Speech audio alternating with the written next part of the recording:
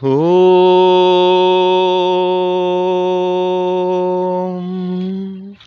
विष्णुः कर्माणि पश्यत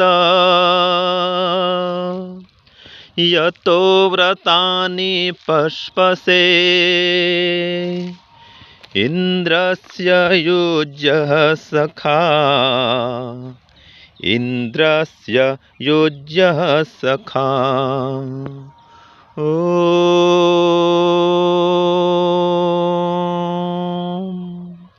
विष्णुः कर्माणि पश्यत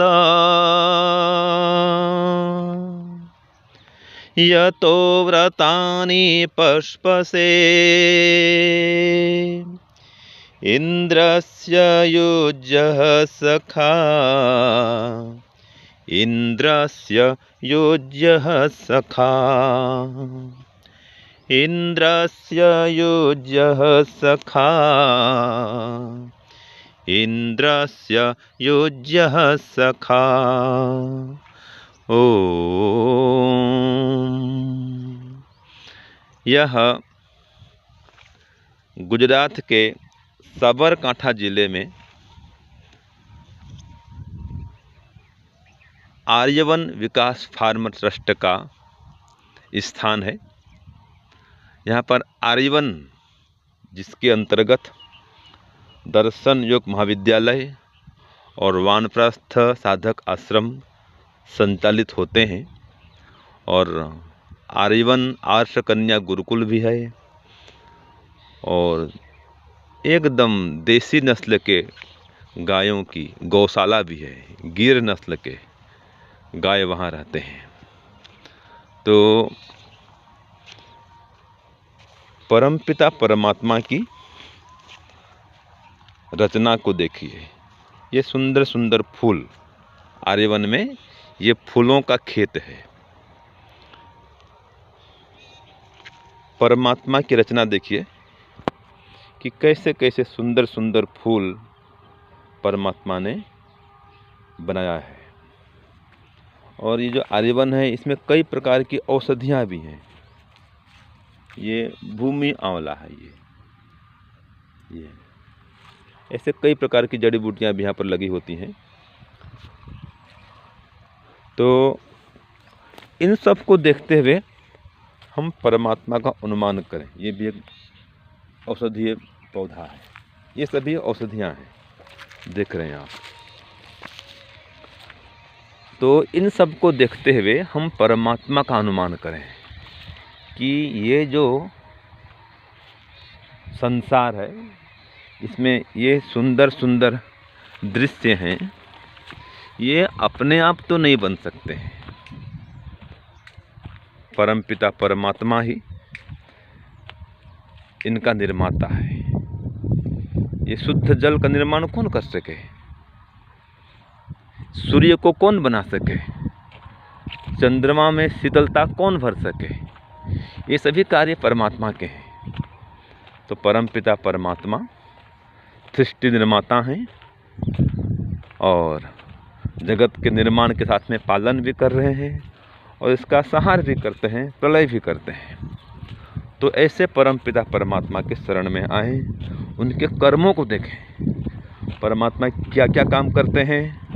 तो पहले तो संसार को बनाते हैं। एक काम उनका यह है कि संसार को बनाना, और फिर संसार को चलाना, और संसार का नाश करना, फिर सभी जीवात्माओं को कर्मों का फल देना।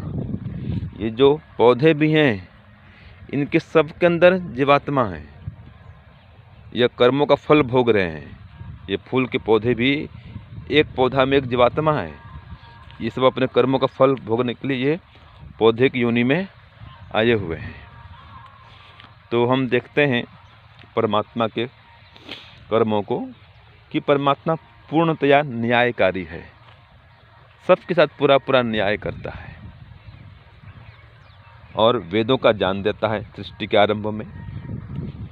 तो परमात्मा के मुख्य रूप से 5 काम: सृष्टि को बनाना, सृष्टि को चलाना, सृष्टि का विनाश करना, और सभी जीवात्माओं को उनके अच्छे बुरे कर्मों का फल देना और फिर वेदों का ज्ञान देना।